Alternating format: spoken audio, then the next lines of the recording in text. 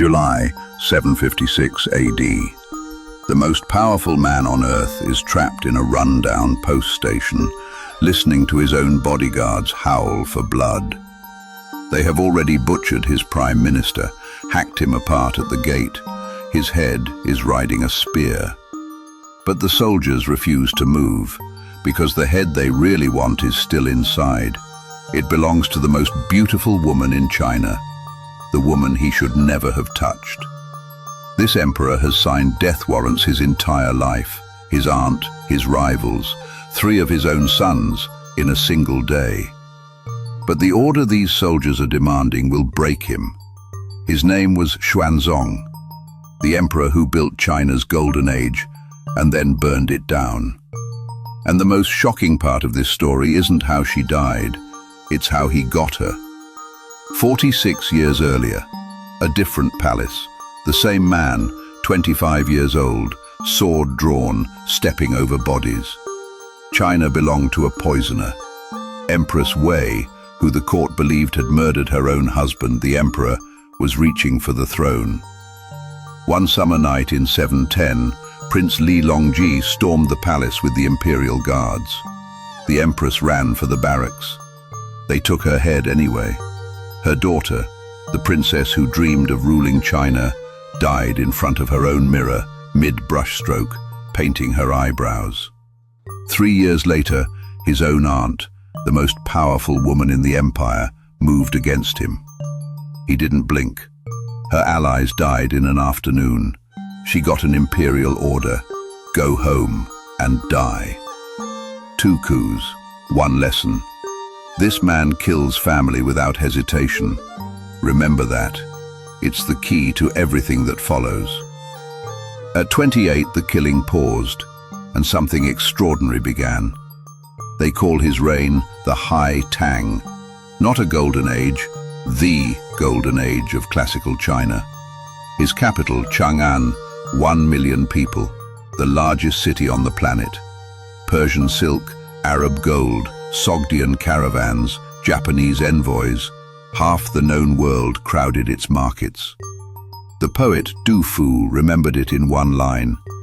In those days, even a small town held 10,000 households. On paper, 53 million subjects. By some estimates, a quarter of every human being alive. History named him Ming Huang, the brilliant emperor. Now watch him destroy all of it. The empire did not crack first at its borders, it cracked in the bedroom.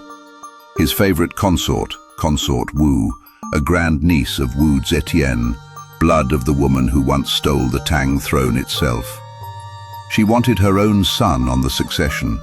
3 princes stood in the way. One night in 737, she sent the crown prince a message: intruders in the palace, come armed. He came, with 2 of his brothers, wearing armor exactly as she asked. Then she turned to the emperor and screamed one word: rebellion. Xuanzong did not investigate, did not summon them, did not wait for morning. One decree: 3 sons, stripped to commoners, then ordered dead. No trial, no hearing, no last words. 3 sons, 1 day. Within months, Consort Wu started seeing ghosts, 3 of them standing at her bed. She was dead before the year ended, not yet 40.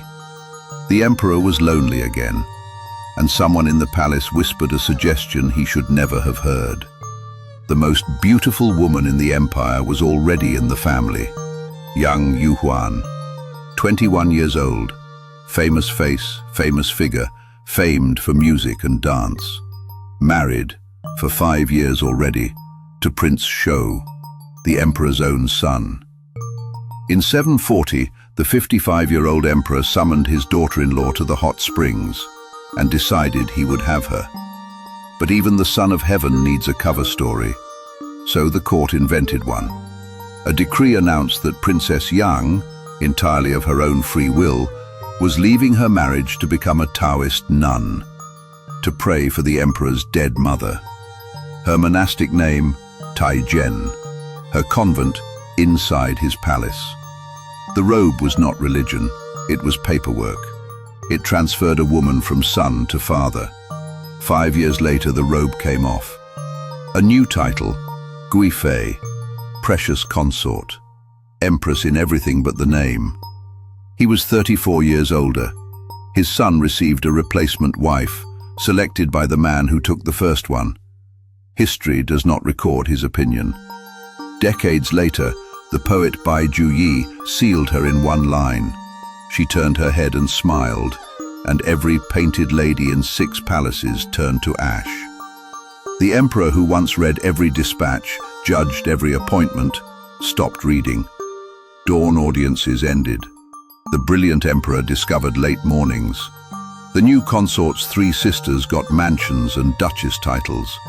Her kinsman, a street gambler from Sichuan, would end up Prime Minister of China. The consort loved fresh lychees. The nearest orchards grew 700 miles away, across mountain roads. So he commandeered the imperial relay network for her. Riders day and night, horses ridden into the ground on the switchbacks, so the fruit arrived still cool. A poet nailed it forever, a single rider in red dust, and the consort smiles. No one guessed it was only lychees. Enjoy the image. In a few years, those same relay stations will be carrying very different news.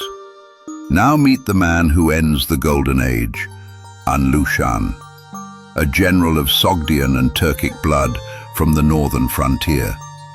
The official histories say his belly sagged past his knees.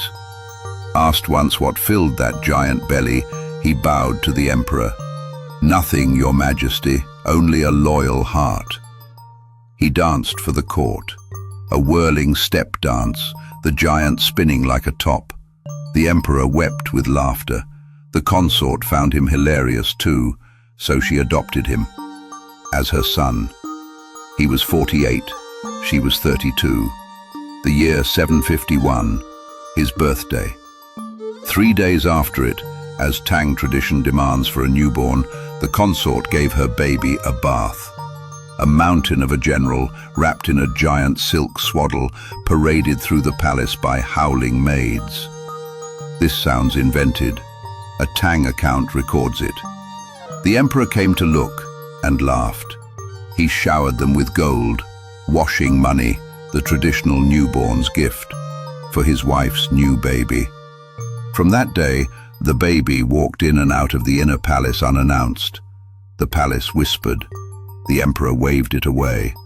And he kept feeding the baby armies, 3 frontier commands, more than 180,000 of the empire's hardest troops. The emperor, who once executed 3 sons over a rumor, handed a third of his border army to his wife's adopted baby. For years, warnings reached the throne. He will turn.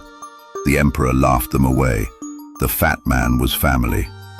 December 16th, 755. War drums in the north. The baby is marching on the capital. The reports hit the palace like arrows. The eastern capital, Luoyang, gone in a month. The last fortress on the road to Chang'an, gone. For the first time in 40 years, the brilliant emperor makes a fast decision. He runs.